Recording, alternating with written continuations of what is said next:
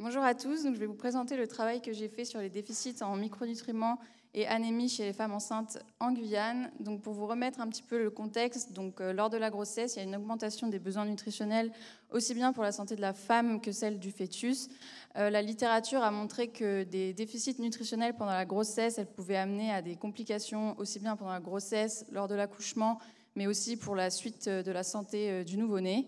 Donc, comme on l'a déjà dit, le taux de natalité est important en Guyane. Également, le taux de pauvreté est très élevé. Il y a une étude récente qui a montré qu'il y a une femme sur trois qui est en insécurité alimentaire, surtout pour des difficultés d'accès à l'alimentation d'un point de vue économique. Donc, on a des femmes vulnérables en situation de précarité et également vulnérables au déficit nutritionnel. Donc, notre hypothèse de recherche, c'est que la pandémie du Covid-19, elle a aggravé l'insécurité alimentaire, surtout des ménages les plus précaires, et du coup potentiellement menacé les apports nécessaires en micronutriments chez la femme enceinte. Donc notre objectif principal, c'était de comparer la prévalence de l'anémie et des déficits en 7 micronutriments chez la femme enceinte, avant la crise du Covid-19 et après la crise. On avait deux objectifs secondaires également. C'était le premier de décrire les profils socio-économiques, voir s'il y avait des femmes en fait plus à risque de présenter soit une anémie, soit au moins de déficit, et également voir s'il y avait des associations entre consommation de groupes alimentaires et déficit. Donc c'est une étude rétrospective et comparative. Notre population d'études, c'est les femmes enceintes du 3e trimestre au 3e trimestre de grossesse se rendant soit au CHC, soit au CHK. Pour notre échantillon de 2019, je me suis servi des données de l'étude Karma qui a été menée par Amandine Duclos. Et pour l'échantillon de 2023, je me suis servi du coup des femmes qui ont participé au projet NutriPutimoon 1 mené par Célia Bazurko. Donc les prélèvements, ils ont été réalisés au 3e trimestre. Il y a eu des prélèvements urinaires pour le dosage de l'iode et également des prélèvements sanguins pour le dosage des vitamines et minéraux et de l'hémoglobine. Ces prélèvements, ils ont été acheminés au CRB Amazonie. Il y a eu un pré-traitement et ça a permis une bonne traçabilité et d'assurer la qualité des prélèvements. Et ensuite, ça a été envoyé au laboratoire Eurofin en France hexagonale. Je vous ai également mis du coup un tableau qui récapitule les seuils pour chaque vitamine et minéraux. Donc je me suis basée sur les seuils de l'OMS qui ont été proposés en 2020 et qui sont ajustés pour les femmes enceintes. Il y a juste pour le magnésium où il n'y avait pas de seuil émis par l'OMS, donc je me suis servi des seuils du laboratoire Biomnis non ajustés pour la femme enceinte. Donc là, je vais vous présenter les résultats préliminaires. Donc en termes de caractéristiques socio-économiques, ce qu'il faut noter, c'est qu'on n'avait pas de différence significative entre l'échantillon de 2019 et celui de 2023, que ce soit en termes d'âge, de lieu de vie urbain ou rural, de protection sociale et également de niveau d'études. On avait juste une différence en ce qui concerne l'activité professionnelle. En 2019, on en avait plus qui se déclaraient sans activité professionnelle comparé à 2023. Et pour le pays de naissance, il y a une grande partie qui était née en France et également en Haïti. Pour les caractéristiques médicales, c'était juste pour vous noter il y en avait près de 60% qui avaient déjà eu une grossesse avant celle de l'étude. Et concernant les antécédents obstétricaux, il y avait une différence significative en ce qui concerne la prévalence du diabète gestationnel et la prématurité, qui était plus importante en 2023 pour les deux. Et pour l'IMC, il y a plus de 50% des femmes qui sont soit en situation de surpoids ou d'obésité. En ce qui concerne donc la prévalence des déficits en micronutriments, on a retrouvé du coup une différence significative entre les 2 années concernant l'iode, la vitamine A et le zinc. Pour le reste, c'était comparable. Donc pour l'iode, comme vous pouvez le voir, c'est la prévalence la plus élevée, mais cette mesure a eu beaucoup de biais que je vous présenterai par la suite. Pour la vitamine B12, la prévalence des déficits, elle tournait autour de 40%. Pour la vitamine A, on a eu une nette diminution, c'est passé de 37% à 17%. Pour la ferritine, c'était autour de 30%. Pour le zinc, c'était l'inverse de la vitamine A, donc on avait plus de prévalence de déficit en 2023. Pour le magnésium et le folate, c'était un peu plus bas, le magnésium autour de 10% et le folate autour de 2-3%. Donc s'il y a 3 chiffres à retenir de cette présentation, c'est qu'en 2023, 78% des femmes présentaient au moins un déficit, 40% présentaient au moins 2 déficits et 37% présentaient une anémie au 3e trimestre de grossesse. Et donc on n'avait pas de différence significative avec les données de 2019. Et à noter aussi que pour la variable composite au moins un déficit et au moins 2 déficits, le l'iode n'a pas été pris en compte. On a pris en compte tous les autres micronutriments, mais l'iode, comme il y a eu beaucoup de biais, on ne l'a pas pris en compte. Pour répondre du coup aux objectifs secondaires, donc de voir s'il y avait un profil socio-économique qui ressortait. Donc pour l'anémie, les facteurs de risque de présenter finalement une anémie, c'était d'être né au Suriname, d'avoir eu plusieurs grossesses, d'avoir moins de 20 ans. Et à l'inverse, les facteurs protecteurs, donc les femmes qui avaient moins de risque de présenter une anémie, c'était celles qui étaient nées au Brésil et qui avaient plus de 35 ans. Pour l'autre variable, donc au moins de déficit, il n'y a qu'un seul facteur qui est ressorti, et c'est le niveau d'études supérieures qui était protecteur de présenter au moins de déficit, ce qui est assez cohérent avec la littérature. Ensuite, vous avez ici une grille qui s'est basée sur le rappel des 24 heures. Donc le rappel des 24 heures, c'est un questionnaire qui a été passé auprès des dames pour savoir quelles étaient les consommations d'aliments dans les dernières 24 heures. Et les aliments, ensuite, ils sont reclassés en groupes alimentaires. Et donc, du coup, j'ai regardé, en fonction de chaque groupe alimentaire, s'il y avait des associations avec les différents déficits qu'on a dosés.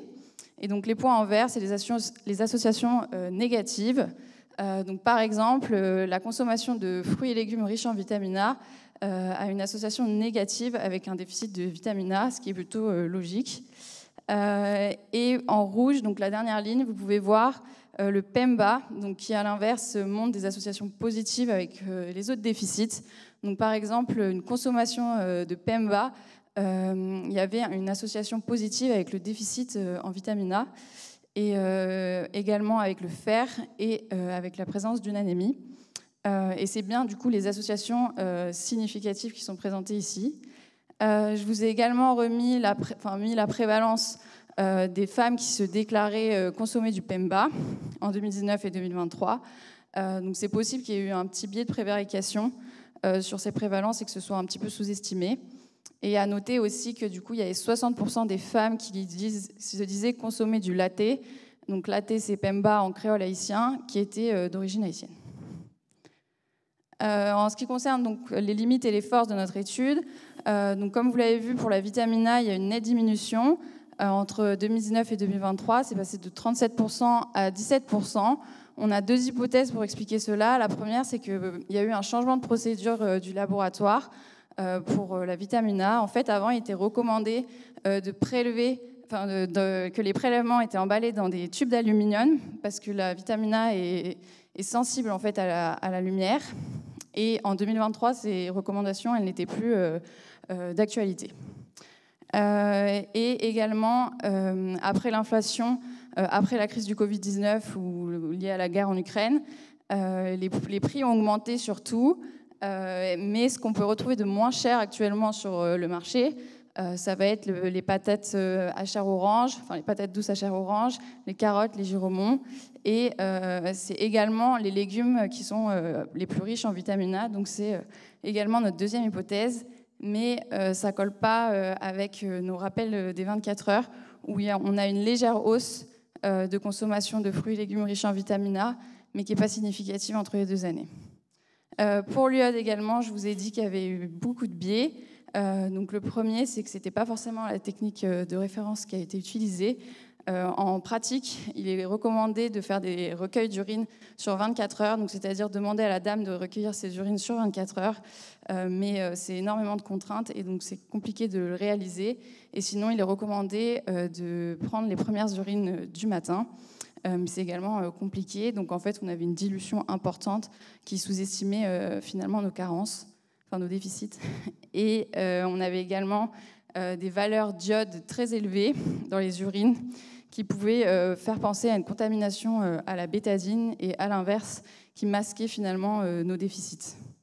Et aussi l'iode, c'est également le reflet d'une consommation très récente en produits iodés. Et autour de l'accouchement, ce n'est pas forcément les mêmes habitudes alimentaires, surtout s'il y a eu une hospitalisation et le prélèvement qui a été fait en postpartum, dans ces cas-là, ça ne reflète pas en fait, l'état nutritionnel en iode, en tout cas, de la femme. Et je voulais aussi vous dire qu'il fallait bien... en fait, c'est compliqué d'établir des seuils pour la femme enceinte, parce qu'il y a énormément de modifications physiologiques. On a une hémodilution, on a également un DFG qui est augmenté et une créate qui est diminuée, donc c'est difficile d'établir ces seuils. Donc là, l'OMS a défini des seuils pour caractériser les déficits, mais il y a une distinction à faire entre les seuils avec donc des déficits, on est en dessous des seuils, et la présence de signes cliniques qui signent finalement les carences. Et aussi, c'est très complexe, le système des vitamines et minéraux. Tout interagit ensemble. Donc, en fait, une carence, par exemple, en vitamine B12, elle peut entraîner une carence en vitamine B9. Et donc, c'est compliqué de savoir quelle est la cause et la conséquence de ces déficits. Et en ce qui concerne les forces, donc, les échantillons de 2019 et 2023, c'était deux études de 2 années différentes et qui ont eu du coup le même protocole et la même méthodologie. Donc on a eu des résultats comparables en termes de profil en tout cas, et on a également eu le même plateau technique entre les 2 années, donc ça nous a permis d'avoir une bonne traçabilité des échantillons et également de répondre aux traitements exigeants et stricts. Et finalement, il y a peu d'études sur le dosage des vitamines et minéraux pendant la grossesse. Et je vous ai mis un tableau comparatif avec ce qui se passe en Hexagone, en Haïti et au Brésil. Donc pour le déficit en vitamine A, on est bien au-dessus de ce qu'on peut retrouver en France hexagonale, et également pour 2019, bien au-dessus de ce qu'on a retrouvé au Brésil. Pour l'anémie également, on est bien au-dessus de la France hexagonale et du Brésil, et un peu en dessous de ce qui se passe en Haïti. Et pour le folate, par contre, à l'inverse, comme vous pouvez le voir, on est bien bas comparé à ailleurs. Et ça, on peut l'expliquer par la consommation des légumes à feuilles vertes, qui sont en fait une des principales sources avec les légumineuses de folate. Donc pour conclure, comme on l'a dit, entre 2019 et 2023, la prévalence des déficits ils sont comparables entre les 2 années. Donc on n'a pas eu forcément d'effet du Covid-19 quelques années après. Donc c'est plutôt une problématique qui est structurelle et chronique. Et donc c'est important de pouvoir proposer des actions en prévention en santé nutritionnelle auprès des femmes enceintes les plus précaires. Il y a le projet NutriPotimoon 2 qui a eu lieu en 2024, qui est porté par le réseau Périnate et le CHC, et qui a permis du coup de toucher un petit peu des femmes les plus précaires et de les sensibiliser autour de la nutrition. Et ça serait bien que ce projet puisse continuer pour pouvoir améliorer ces chiffres et qu'il y ait une diminution finalement des déficits et une amélioration de la santé nutritionnelle des femmes. Merci pour votre attention.